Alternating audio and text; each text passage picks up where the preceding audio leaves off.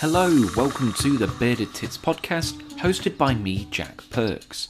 Professionally, I'm a wildlife cameraman, but I dabble in podcasting, and each Tuesday we release an episode as I have a chat with scientists, artists, filmmakers, and passionate people all about nature in a light-hearted and certainly not serious way.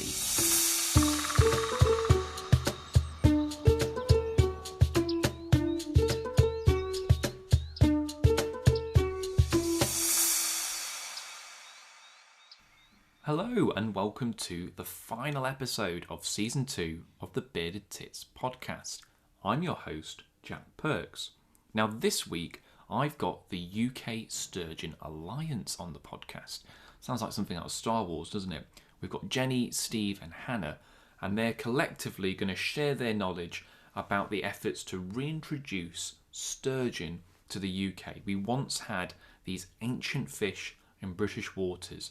And in fact, as you'll find out through the course of this episode, we still might have this ancient fish in British waters. So many of you will know I'm a keen rewilder. Not so much on the big furry stuff. Give me a European pond turtle or a burbot any day. So I'm really looking forward to this. But seeing as it's the final episode of Season 2, I thought it would be good to just cover a couple of little bits about what's happening with the podcast in the future. So I've got good news and bad news. The good news is we are coming back. I am going to do a Season 3.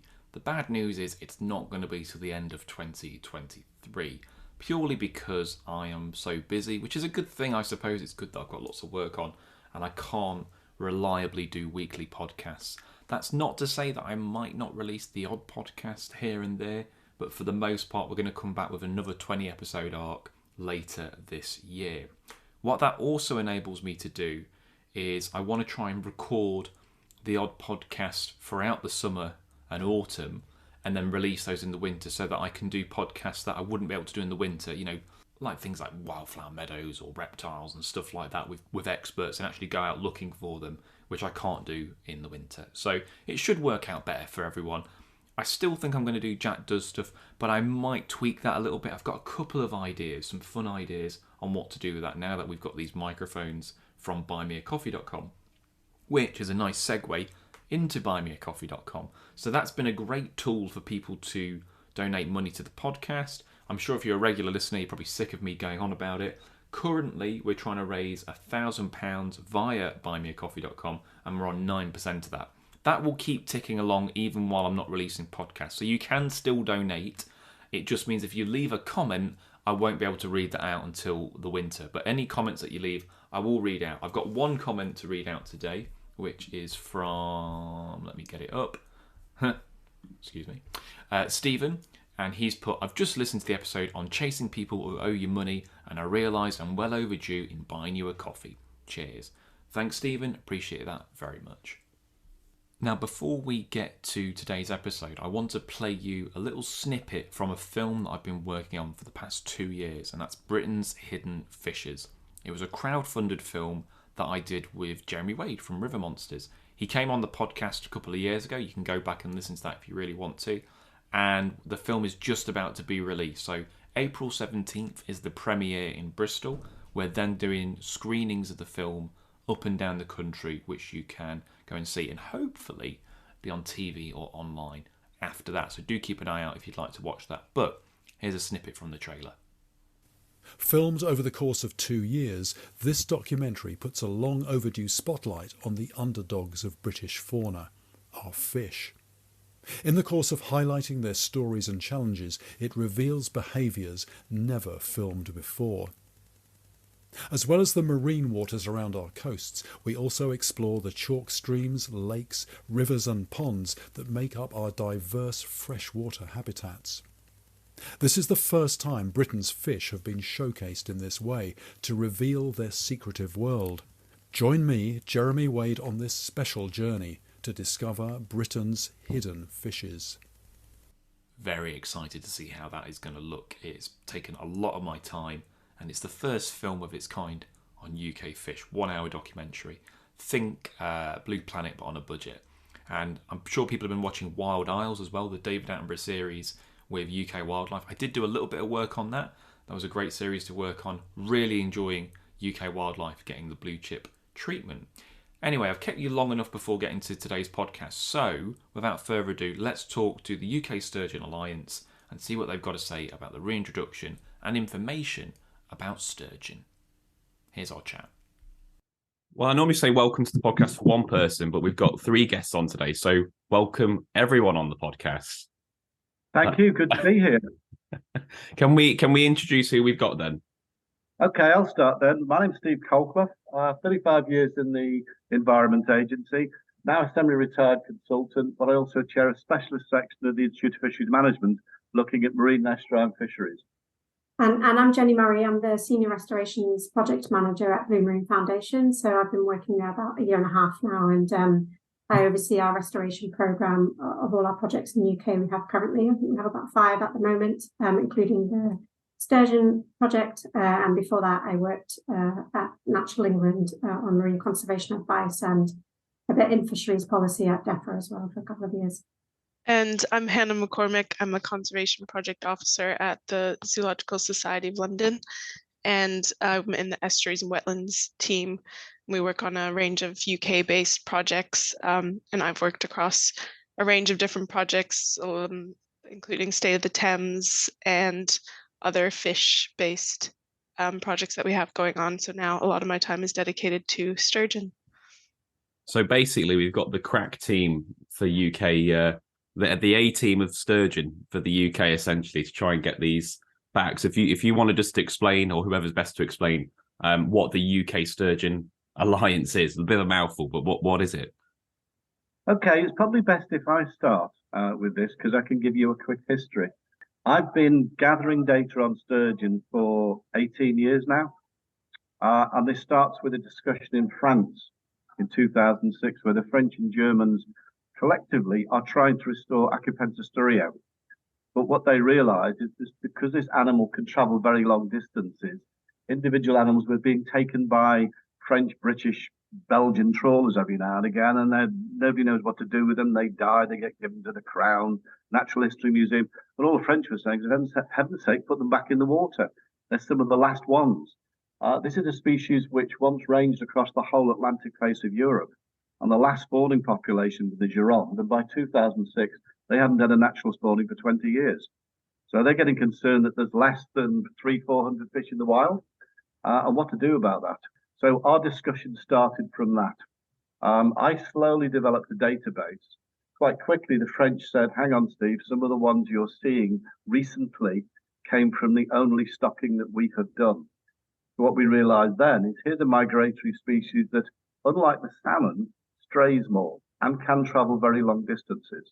So basically that database has built up, and it got to the point by 2019 where, talking to colleagues in ZSL, Blue Marine Foundation, Seven Rivers Trust, we decided to get together and form the UK Sturgeon Alliance. So we are the go-to organisation about sturgeon conservation in this country, and we're becoming recognised by DEFRA, Natural England and others in that regard. Wow, it's pretty, I mean, I guess it's exciting because it's quite a charismatic species. I mean, as much as I love my burbot and I bang on about burbot, a sturgeon's a pretty impressive animal when you get to see one close up. Yeah, absolutely. I saw one. So we've just been recently over to Germany to see the hatchery facilities that the for the reintroduction program, and that's the first time I'd seen sturgeon before. And actually, a very beautiful species. I think a lot of people, when they think of sturgeon originally, they can grow huge, over 5 meters. I think so. Yeah, a lot of people I think probably think they're a bit scary, but scary looking. But they're actually very beautiful. I really like them. 5 meters, did you say? Yeah, I think so. They can grow up to 100 years, and yeah, over 5 meters. I don't know in the UK what the largest one from the records that we've had here, but well, you see some of the old black and white pictures, don't you, of them, and like they're bigger than the anglers, put it that way. I mean, they're pretty chunky. So there is a classic picture of a fish taken at the Towie, a place called Nangaradeg, a deep pool there in 1933.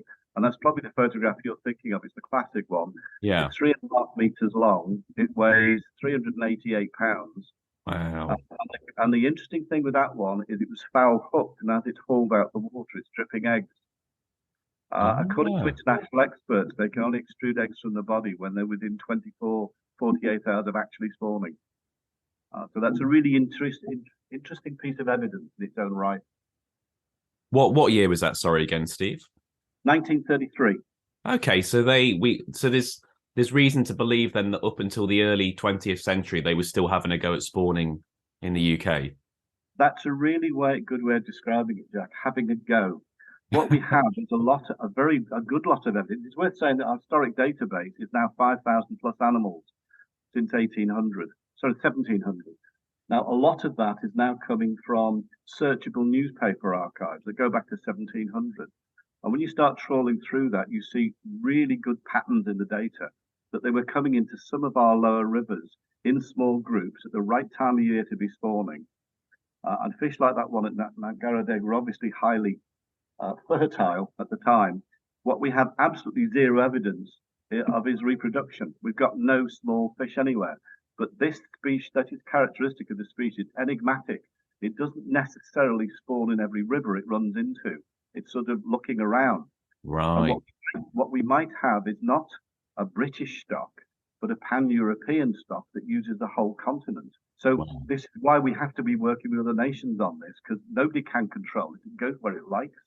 But our evidence shows certainly evidence of intent to spawn. And very recently, our database has been looked at by IUCN, who say, frankly, we can't categorize it as a native because of its habits. But certainly it is a British species. It is using our waters, or it was in the past, in significant numbers. We think in the future find evidence of reproduction, but that's for the future. Sorry, I just wanted to jump in and just say, I think the native question is pretty much, we're in agreement that it is a native species. It's more about the residency or that spawning question, whether it should be assessed as animal that spawns and sort of spends a lot of time in our waters. So that's kind of where the question is. But we've been gratified to hear lots of people agree that it is seen as a UK native species, which is what we believe as well. So yeah, that's positive, that makes sense. And you mentioned because like the thing with these sturgeon is often they've got so many different names. So what's the actual? I think you did mention earlier, sorry, but like what's the actual species, and is that the only species that we get? Oh no, this is where it gets complicated, Jack. All right, okay, let's go down the rabbit hole. Pin your ears back. Okay, the species I spoke of that was across the whole Atlantic face of Europe is Acapensa sturio, the common or sea sturgeon. Okay. We had thought that was the only one native to the Atlantic coast of Europe until about 2000, when the Germans, doing a lot of genetic analysis, found that the stock in the Baltic had a different genetic makeup, which was very close to the Atlantic sturgeon, which you find on the east coast of the States and in the Gulf. Speculation now is at some point in the distant past, a population came across, possibly via Greenland, and established itself in the Baltic. So we now have the French and Germans doing restoration of a French stock from the Gironde, but they're stock into the Gironde and the Elbe with Acapensa sturio. And all of the countries in the Baltic are now collaborating on the restoration of Acapensa oxyrhynchus, which is this Atlantic sturgeon. To make it even more complex, we have good evidence of both of those species in the past history of the UK and in modern animals that are turning up today, coming from both sources in English waters, coastal waters. Right. So there's two species, and that's interesting. There are two species there, definitely. Yeah. Are they easy to tell apart, or have you got to be a bit of a sturgeon aficionado? No, they're not. And in fact, many people were saying until relatively recently, "Oh, you've got to do genetic analysis on this to tell the difference." Right. In fact, there are small morphological differences that you can see in the field. And we rely heavily on European experts who can identify virtually every fish from a good photograph down to its species. So we are very careful to get every fish looked at by one of our colleagues in either France or Germany and saying, which one is it? I personally can now tell the difference if they're closer together. Yeah, I was going to say, if by itself, it's difficult. Yeah. If they're next to each other, then it's a bit easier. But we had a record come through recently and through our website, and I was really trying to work out, see if it was a native or not. So I'll send it over to the European experts, but it's so much easier when when the two are together, or two pictures together. That's the slippery slope of fish ID, isn't it? It can be with some species, it can be an absolute nightmare. So I was going to say, when did we last have them in the UK? But it sounds like we have lost them, but we haven't, because they do occasionally turn up. And some, like you just mentioned, then a record came in recently. So like, I suppose it depends how you want to define it. Like if we're talking potential spawning, I'm assuming that's early 20th century. But if we're on about the odd record, we still get them or we don't? Right. If you look at the history of this over time, we were still getting them occasionally into the early 20th century. I mentioned one in 1933. Yeah. There's a real gap in records after about 1950, 55, that sort of time. What you then start to pick up is these animals originating from French and German restoration. Now, that actively started in the late 80s. It's been really picking up since 2007. And what we're now seeing is fish from the 2007 class and a bit later starting to appear in our coastal waters. Now, a fish of, say, a metre long is 7 years old. They don't leave the estuary till they get to 50 centimetres and about 3 years old. So we're seeing the first generation of French and German fish coming back to coastal waters in the UK. They haven't penetrated the estuaries very far yet. But one intriguing thing is they're being taken in areas where the past history suggests they were there. Because of these 5,000 plus records, 3,500 are from coastal waters. Right. And there's enough information in that to show that they were commonly taken in particular places. Now, unlike the salmon, when it puts out to sea, it doesn't just vanish off the Greenland. It stays on the coastal shelf, and its prime feeding habitat is sandy, muddy areas for things like ragworm. So wherever you've got that in the mouths of estuaries and around the coast, that's where they feed. So we have records of where they used to be, and intriguingly, the few records we've had, it's only 17 fish since 2015, but they're turning up in the same places where they used to be. So we're already starting discussion with people like the MMO about the future here with things like marine protected areas. Because Accipensis sturio has more conservation labels than the black rhino does. You know, these are extremely rare and threatened species, but people haven't thought of fish as being that important in conservation in the UK before. And interestingly, like as Steve was saying, that a lot of the records are coming up in certain areas, particularly around the southwest coast of England. Our most recent record, I believe, was in April 2022, I think, Steve, unless we've had one after that, which was in the northeast coast, which is quite interesting.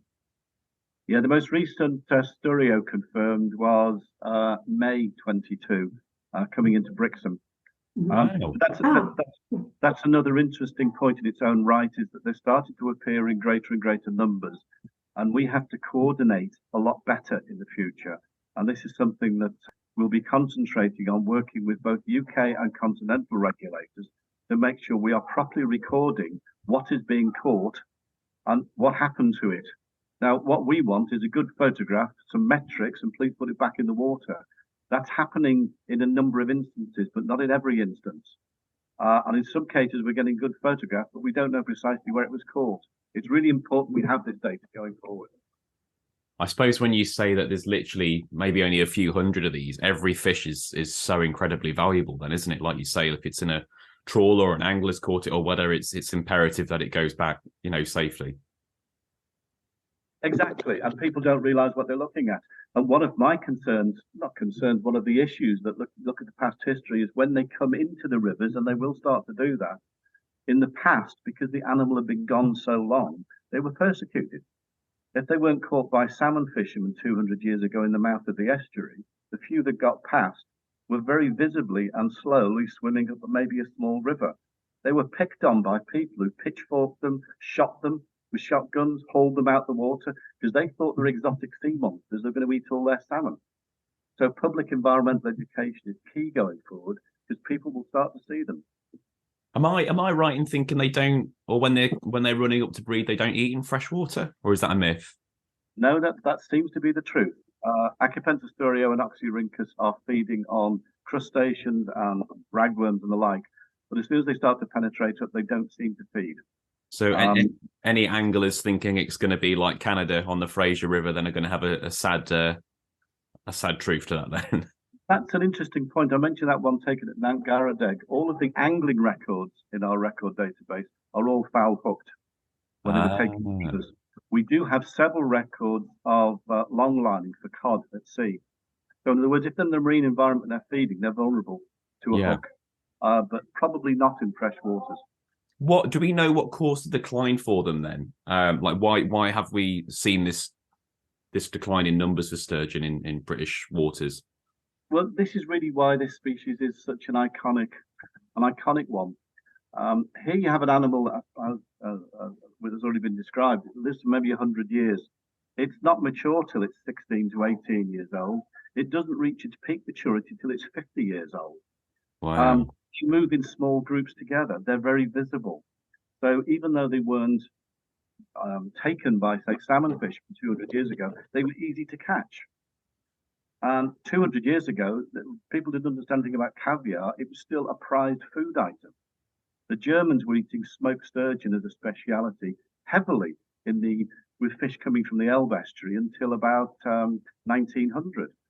And in 1880, they were still catching 4,000 fish a year, adults and little ones, and killing them all. The fishery just crashed. But if you go back further in time, this is a migratory species that can't leap like a salmon. So from the Middle Ages onwards, as soon as we started to create weirs and bollocks and such structures, and mills and the like, we were removing their spawning habitat. So the populations have been reducing since then. Then pollution comes along, and then overfishing, both in rivers and at sea.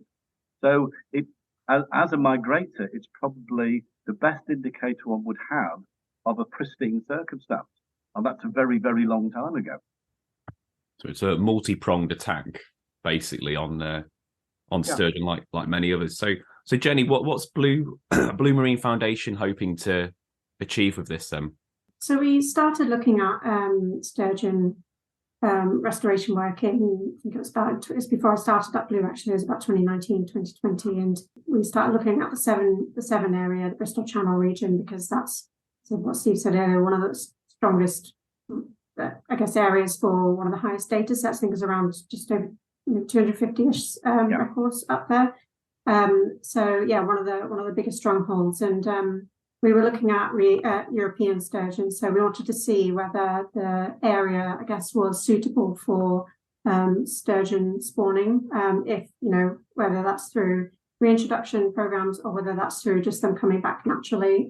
We wanted to look into that. So we worked with the University of Plymouth, a student, MSc dissertation student there, and she worked with us to look at the feasibility. So with Steve, I think was there as well, and a colleague of mine, Rory, and Alex, who no longer works at Blue, but they did some visual assessments up some of the rivers in the Bristol Channel. So the Wye, I think you particularly looked at the Wye, but we also assessed the Towie, the Severn. We didn't look at the Usk because the records there weren't very strong, and it's kind of covered in there's lots of barriers up that estuaries river. So that's what that program of work looked at. We found from desktop records, desktop studies, and that visual assessment, that area could potentially be suitable. There isn't very many barriers. Well, there isn't any barriers on the Wye, I don't think. You've got unlocking the Severn, haven't you, as well? Yes, exactly. Cleared the path for you. Yeah, exactly. And suitable gravel, the mixed gravel, clean gravel beds. And we did some eDNA studies as well, looking at food availability. So there was, I think, found a lot of polychaete worms there, which I believe they feed on. And visual assessments looked at crustaceans and little things that they can feed on when they get a bit larger. So that was really interesting. There's a lot more work that needs to be done in that area, and now we're working as part of the UK Sturgeon Alliance to look at that on a national scale. I'm sure Hannah's done loads of work on this recently with others as well. So I could let her talk about that. But that's kind of where we've got to. So as I said, there's a lot of work that we need to do specifically in the Severn, also thinking about people's perceptions. As Steve was saying earlier, what anglers think about sturgeon coming back to UK, back to our rivers, and further eDNA monitoring probably on food availability. So there's a little bit more work needs to be done. But Hannah, did you want to expand on that from what we're doing nationally? Yeah, sure. So the first thing we decided as a Sturgeon Alliance that would be good to kind of organize and collect our efforts and collaborate together was an action plan.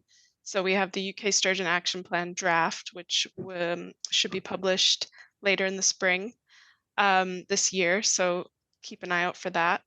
And that will be a sort of a longer term, sort of 10-year document laying out what intended actions we have towards sturgeon conservation in the UK. And those sorts of actions include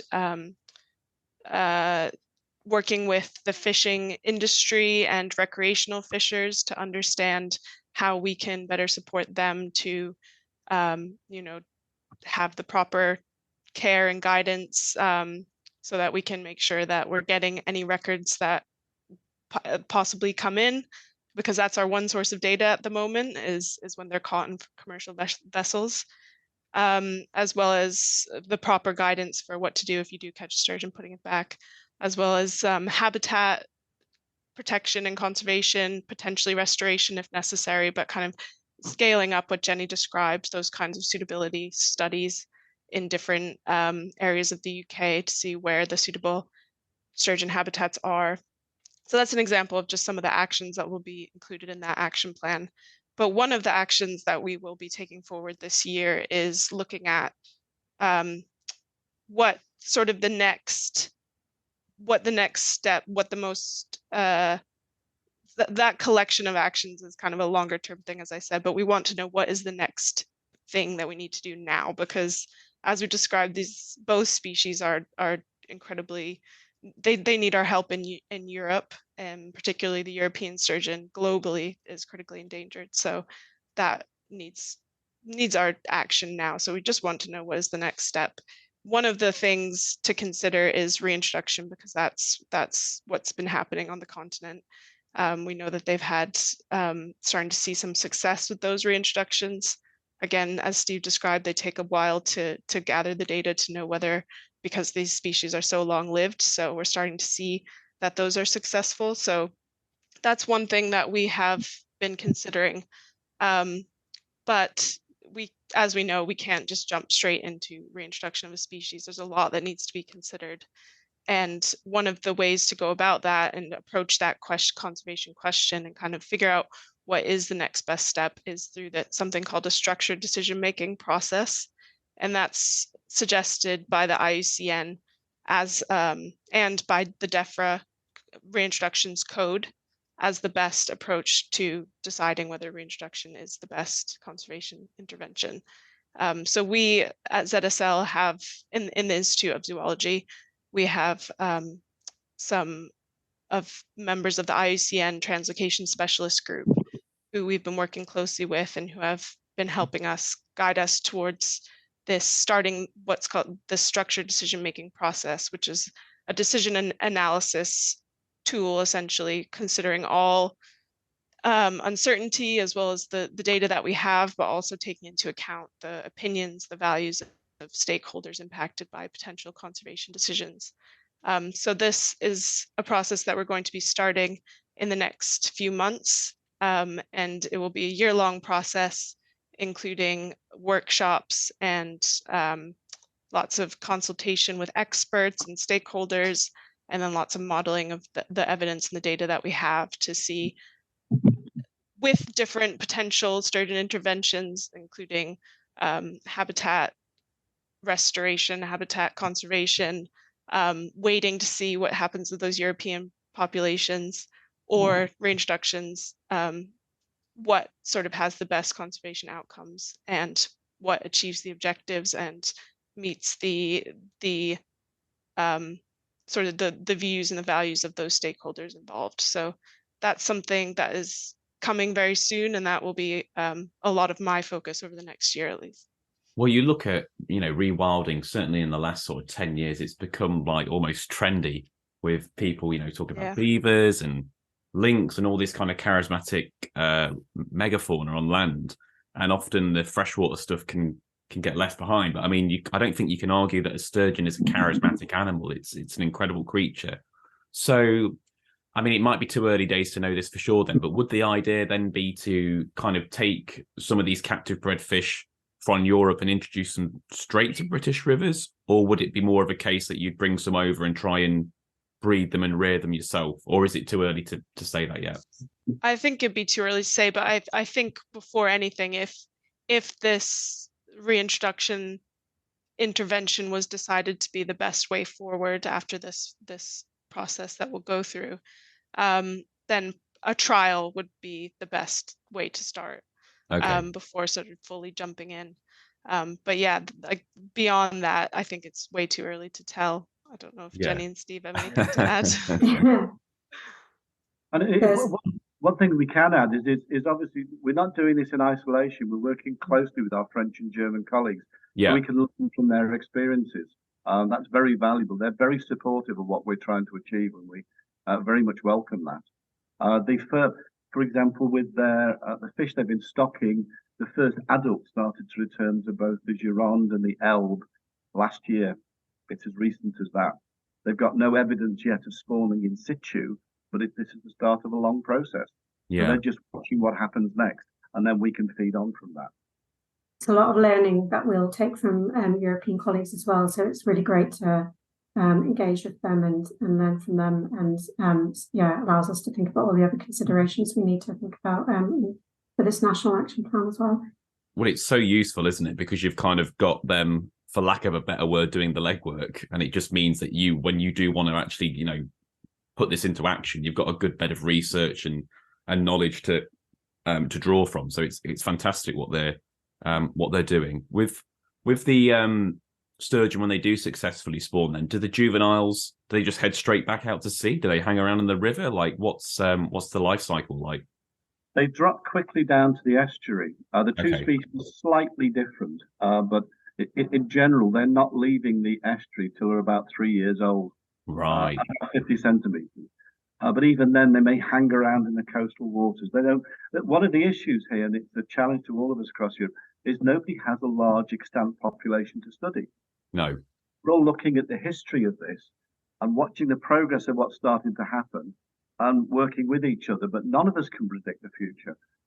So that's part of the challenge. Yeah, so really, if anglers are likely to catch one, it's going to be the estuary, isn't it? If it's like a legit capture. Well, just talking about the anglers, it strays onto another subject, but it's worth mentioning here. Anglers are catching them. If you look in the angling press, they're catching them in still water lakes and freshwater rivers, but not these two species. And this is wider part of a problem, and it's a problem across Western Europe. And it's so important that even an august body like OSPAR, the Oslo Paris Commission, has said if we're trying to restore species like sturgeon, probably the biggest threat to them is alien species.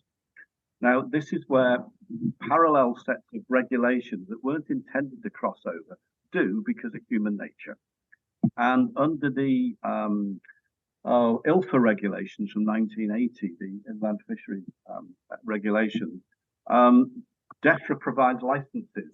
Now, one of those licenses is for the pet trade to bring in sturgeon for the pet trade. And then the public can go and buy them and put them in their garden pond. But the intention is that they only go into discrete bodies of water, no bigger than an acre, and always fully enclosed and on private premises, and you're not fishing for them. As soon as these regulations came about in the early part of this, just after the millennium, it became apparent, and a nice paper was produced in 2006 to show that 3 species of imported sturgeon had started to pop up magically in angling lakes all over the south of England. The same 3 species that were on the import list for the pet trade. Now, you couldn't prove the link, but it was quite obvious. Yeah. The current regulation allows any species of Acipensa or Huso, and Huso is the big beluga sturgeon, to be brought in for the pet trade, but they're bleeding out. Now, if they're stocked into an angling lake, it's totally illegal under both UK and European legislation, but nobody knew it was happening, basically. So we now have this reservoir of fish that have gone into angling lakes.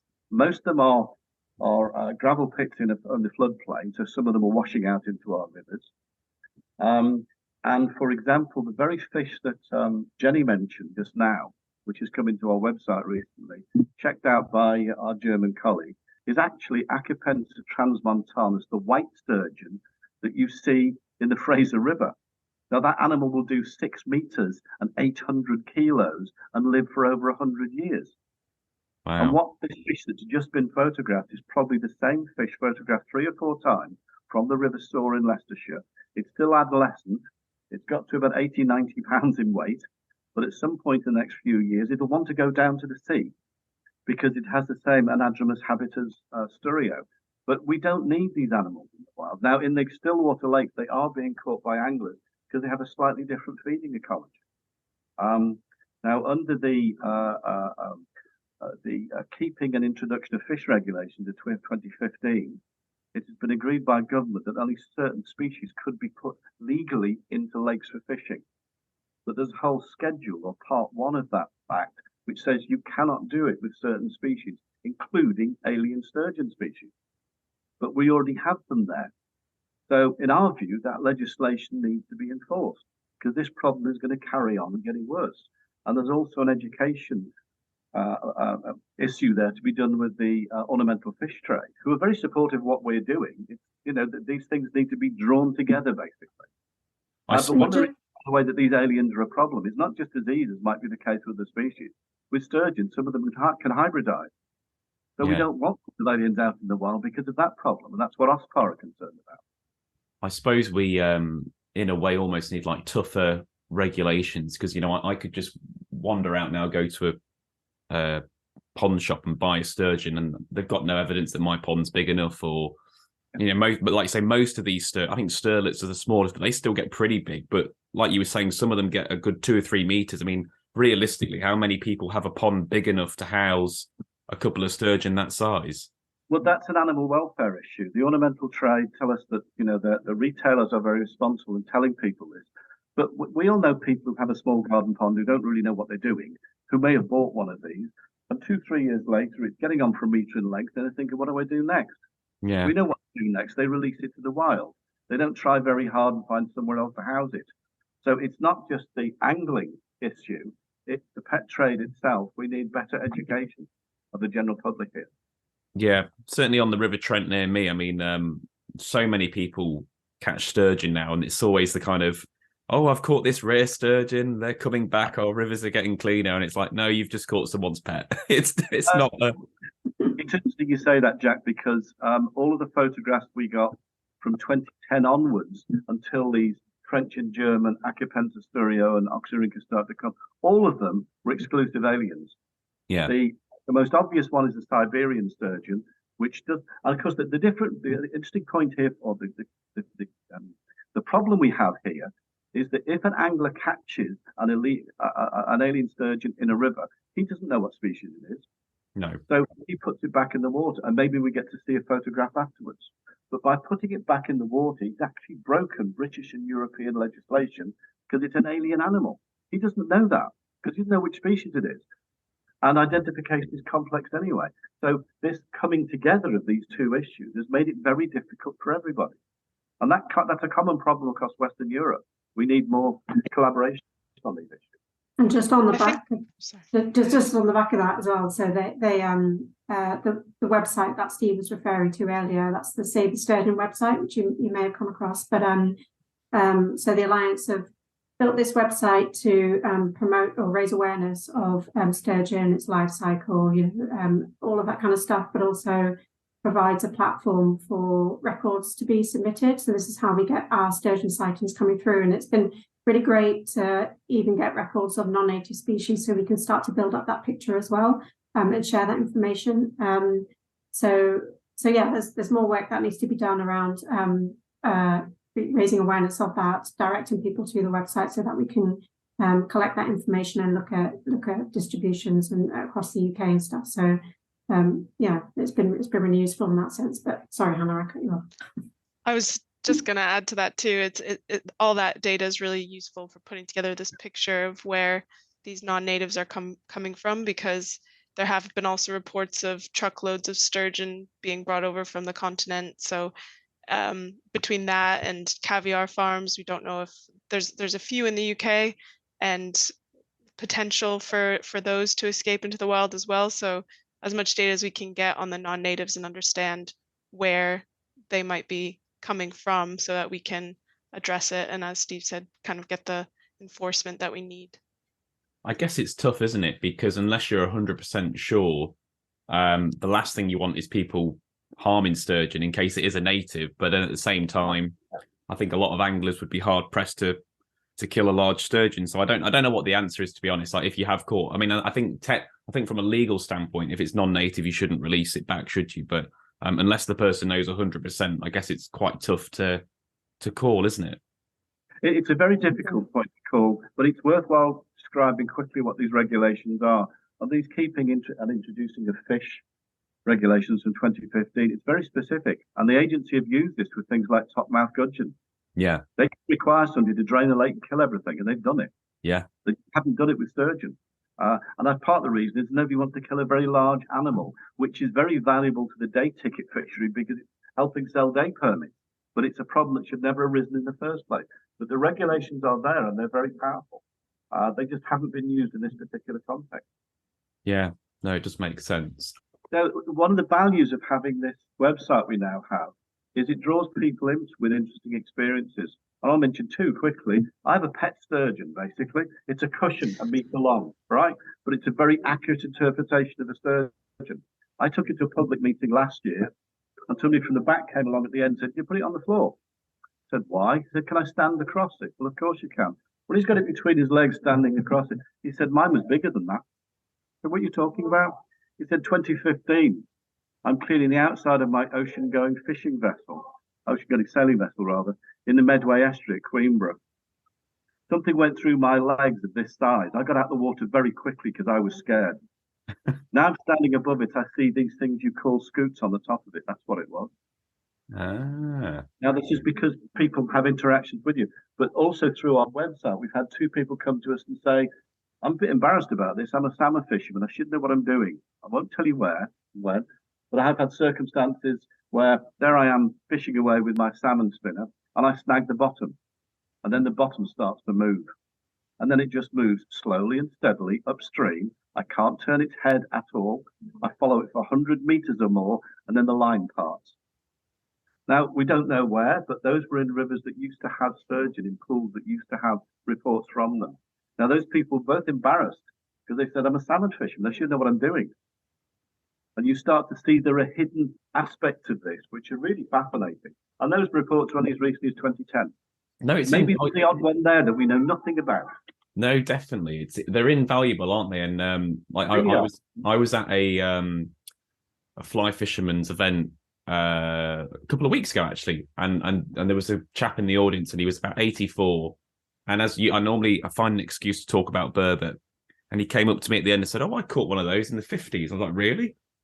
I've never actually met anyone who's caught one. And he said, "Yeah, I was a lad, and it was like a 2-pound burbot." He was describing it. It definitely was one, but it's the sort of thing that you're not going to get that data on an online. It's the sort of people you've got to kind of route around to find. So there probably is more stuff like that, but it's finding it, isn't it? And these people who are hidden away in the country. I think it's worth saying with our database from 2006, when I first developed our national database, we only had 135 records.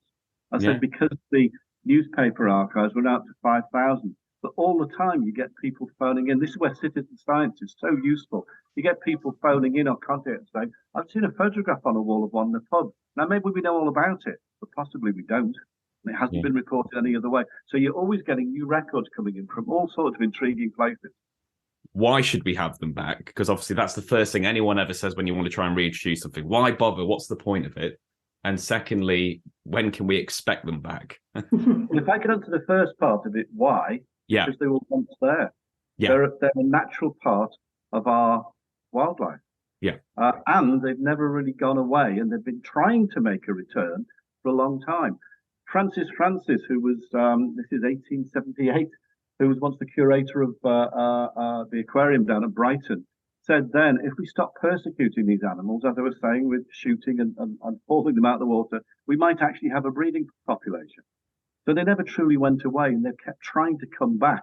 And all we're doing now is making it easier for them to do so. Yes, we may go into restocking at some point in the future, but at the moment it's just facilitating what is happening. And we have now proved it's a native fish. So why not? They have as much right to this country as we do.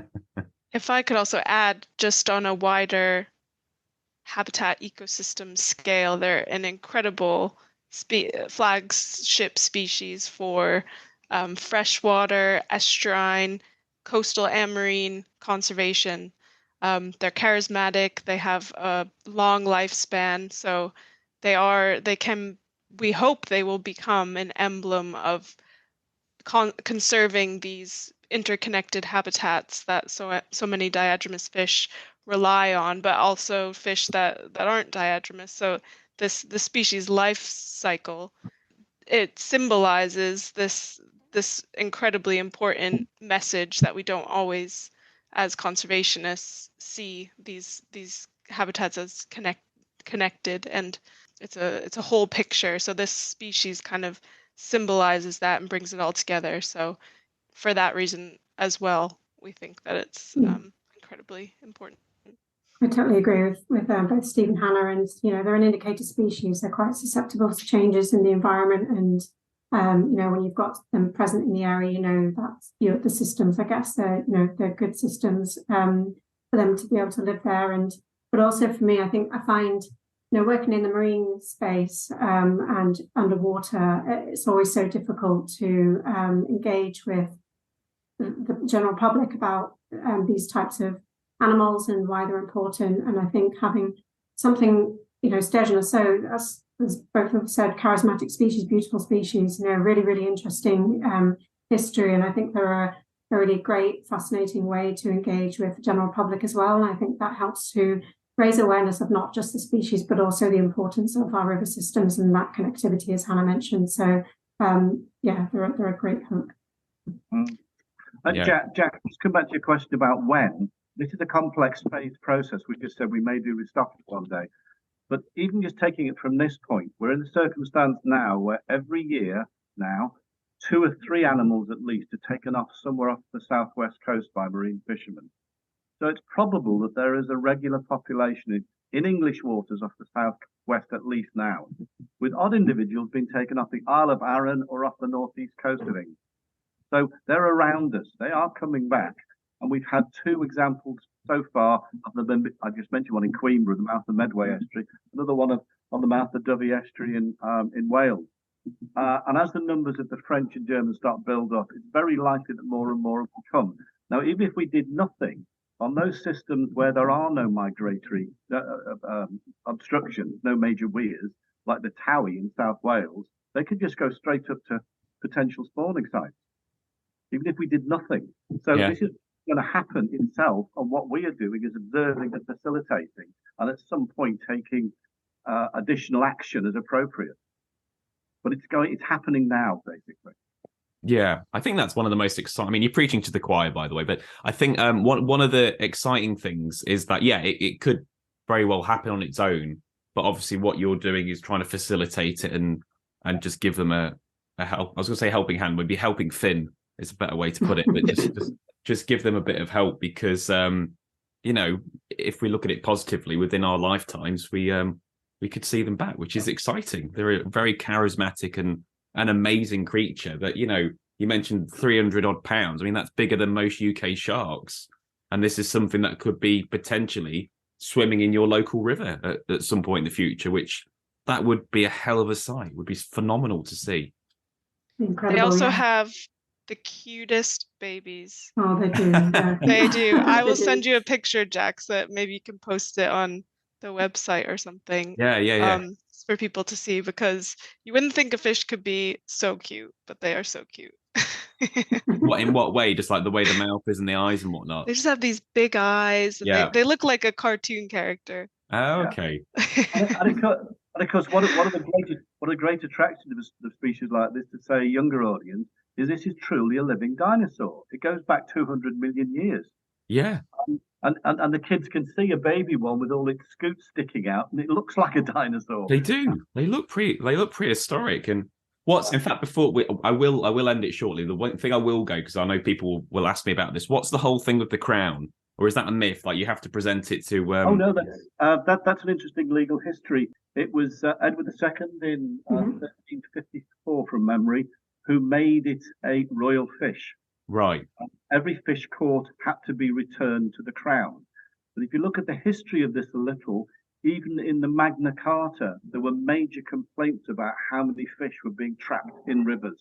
Right. In other words, we were heavily overfishing fish in rivers that long ago.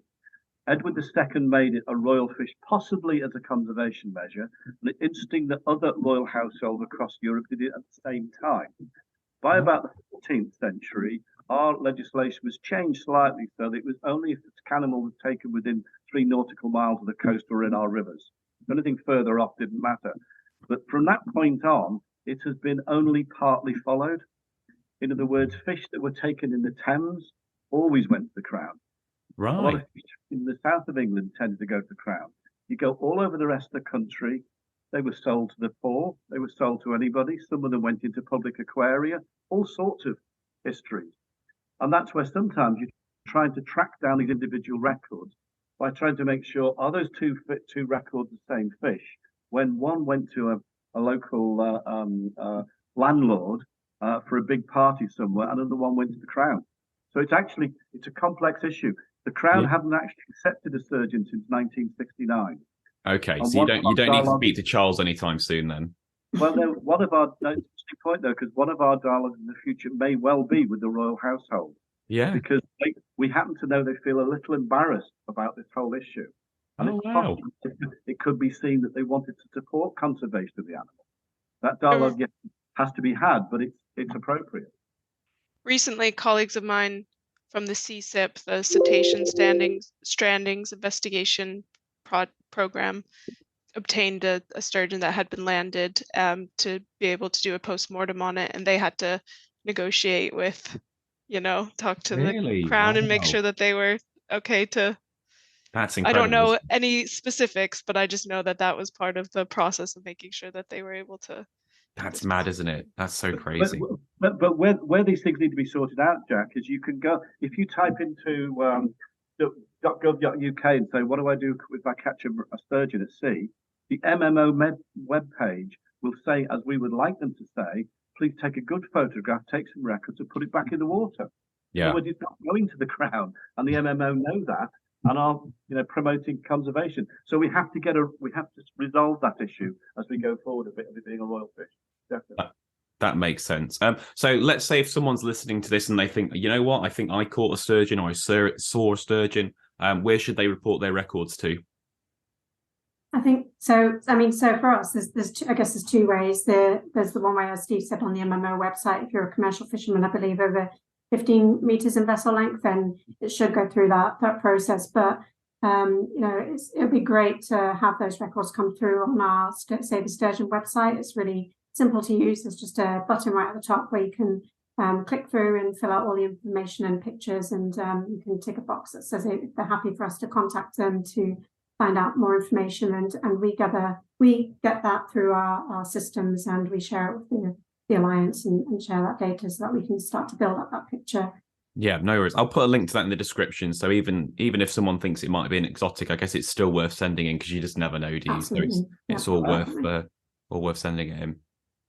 Jack, it's also worth saying that this is, as you say, an interesting story. As it evolves, we'd be very happy to come back at some future point and tell you where we're at, because this is quite a rapidly evolving and interesting story. Yeah, no, obviously, I'm more than happy to waffle about fish. I don't need any encouragement at all. Well, look, it's been a pleasure. I've not managed to pass out either from cold, so that's good. But thanks for coming on, Jenny, Hannah, and Steve, and chatting about it. So yeah, take care. Thank you for having us. Great. Thank you so much. Yes, thank you, Jack.